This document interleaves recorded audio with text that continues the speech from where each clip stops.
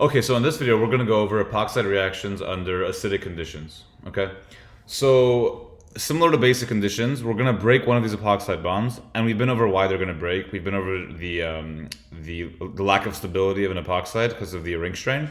So one of these two bonds is going to have to break, either this one or this one. So under basic conditions, we learned that the less hindered carbon is going to be attacked first. So in this case, this carbon is a secondary carbon because it's attached to two other carbons. And this carbon over here is a tertiary carbon because it's attached to one, two, three other things. Okay? So under basic conditions, we would normally attack this one, less hindered. And the reason why is because under basic conditions, the reaction occurs more in an SN2 mechanism, so a backside attack is more favorable. But under acidic conditions, this reaction is going to proceed in more of an SN1 style mechanism, where you want to form the most stable carbocation, because it's kind of a two-step reaction, right? The first step being the formation of a carbocation, and you'd prefer to have that be stable. And the way it would be stable is through a more substituted carbon, because hyperconjugation can stabilize that positive charge. Okay, so in this case, this bond right here is going to break. The electrons from that bond are going to be taken by the hydrogen, by the oxygen, sorry, and we're going to have this molecule right here. We're going to have the same wedge structure, the same wedge shape, and that oxygen now has a negative charge because it took on two more electrons. Now, for this methyl group right here, this is an interesting methyl group. What's going to be the shape of that now? Well, don't forget, when you attack any carbon in an epoxide reaction, the stereochemistry is always inverted. So if this was a wedge, if this was a dashed line, now it's going to be a wedge. Okay, so I'll draw that in black. Now it's going to be a wedge. That was definitely inverted. And now we have a positive charge here. Now the question is, what happens to that positive charge? Well, before we take care of the positive charge, actually, we have a positive and a negative charge. The first thing we're going to do is we're going to protonate that oxygen. Okay, so the whole point of an acidic condition is that, acids donate protons, right? And this negative charge really wants a proton. It really wants to go back to neutral. It wants to become an alcohol. And so these lone pairs right here are going to come and attack one of these hydrogens, and you're going to end up with this molecule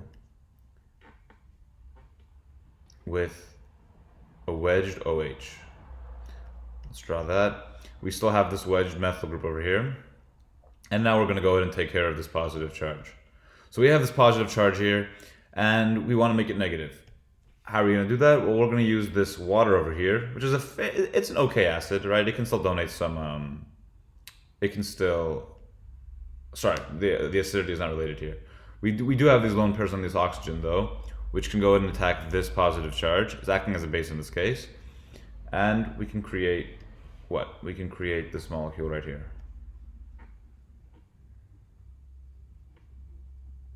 And remember, originally it was a wedge and a dash. Now we have a wedge and a dash, but inverted, right? The stereochemistry went from, I'm not sure if this is R or S, but whatever it was, now it's the opposite. We have an OH2, which is a positively charged molecule, and we still have this wedge over here with that alcohol. OH. Let's draw that a little nicer. OH. Then we have another water molecule come, and it can go ahead and take one of these hydrogens, and you end up with our final product, which looks like this.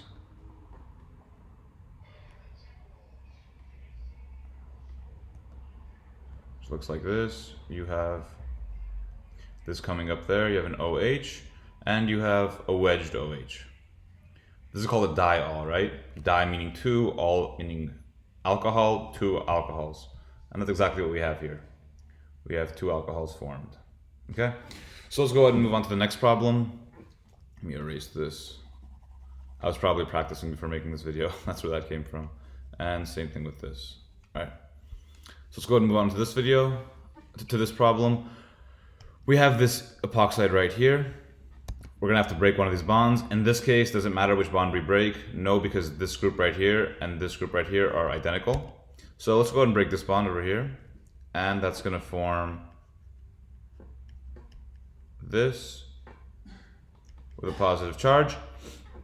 This HBr over here is gonna come in, right, One of these electrons is going to come and pull that hydrogen off of it, and you're going to end up with this OH. You're going to have this molecule right here. This is going to be a positive charge. Okay? Then we're going to go ahead and use that bromine that was created, right? Because so once this H was pulled off that bromine, you now have bromine minus in solution. One of those bromine minuses, or bromide ions better yet, not bromine minuses, let's use correct terms. The bromide ions is going to go ahead and come in and attack that positive charge, and you're going to end up with this OH, this, and let's do it in blue just to save the color, this bromine, okay? So our final molecule should look something like this. And remember, the reason we didn't care about which bond we broke is because, again, they're both identical. If I had broke this one in, it would be the exact same structure as this molecule right here, okay? Oh, this is going to be not too fun to redraw each time, but anyways, so we do have this acid here again. We have sulfuric acid, and we have our epoxide right there. So what's going to happen first, we're going to have to figure out which bond is going to have to be broken, this one or this one. In this case, the more substituted carbon is this one, so we want to have that one be the carbocation. So we're going to break that bond, give it to the oxygen. We're going to have this phenyl group right here. That's going to be attached like this. You're still going to have this wedge shape, right? Because that's not the carbon we're interested in. That's still going to have its negative charge. Then we're going to have that methyl group coming off there, and now we have a positive charge. There's our carbocation. Remember, that's the more stable carbocation compared to if that one were the carbocation. This one's much more stable. Okay, so what's next? First, we're going to protonate using the blue, the sulfuric acid colored in blue. We're going to protonate this oxygen. You have these two electrons going to come get that. And at the same time, this ethanol is going to come and attack this positive charge over here. It's going to attack like that. Okay, and what we're going to end up with is our almost final product, and we'll go over why I'm saying almost. We're going to have this OH. Let me draw it in the correct color just so it makes sense. OH. And we're going to have this methyl group right here. Now, originally, this was what sort of shape? This was a wedge, and again, in epoxide reactions, we always invert the stereochemistry. So now it should be a dashed line. We should have an, I'll draw it in green just so it matches. We should have an OH ethanol, right? This is gonna have a positive charge because of this hydrogen, which we're gonna right now pluck away. Another ET OH is gonna come in and take that hydrogen away, and it'll give us our final product, which looks like this. This is our final product. Finally, we should have a phenyl group right here. We should have a bond coming off of that, going down. Make sure it's a wedge. Always don't forget your wedges and dashes. We're gonna have this formed in ether, right? This is an ether now. And we're gonna have this methyl group coming off of it. So this should be our final product. Okay, we've inverted the stereochemistry and we've attacked the correct carbon, and we've used both of our reagents correctly. Okay. And finally, for the last problem, let's go ahead and redraw this molecule down here. I'm just going to redraw it in a way that makes my drawing of this cyclohexane easier. I'm just turning it over 90 degrees, right? So again, let's figure out which carbon we're going to attack. Do we break this bond or this bond? In this case, again, it doesn't matter because this side of the molecule and this side of the molecule are identical in all ways. So let's go ahead and break this bond right here, give it to that oxygen, and we've now formed this molecule right here. We have an oxygen with a negative charge on it, and a carbocation right here. This has a positive charge on it. Okay, so now this H2SO4, notice how these mechanisms all look pretty much the same. That's because they all act in the same manner. This lone pair on the oxygen is going to come take a hydrogen. At the same time, this H2O, the lone pairs on this oxygen are going to come and attack this positive charge, and we're going to result in this molecule. Originally we had a dashed line, so now we need to draw a wedge. and realize that that only applies to the carbon that we're interested in, or the carbocation carbon. This one over here is still going to remain a dashed line. It's not going to invert into a wedge, because this bond, this carbon, is not what we care about. It's this chiral carbon that we care about. Okay, so the next step is, let's draw this as well. This one is already protonated over here, so we have an O. Let me draw it in blue, the H.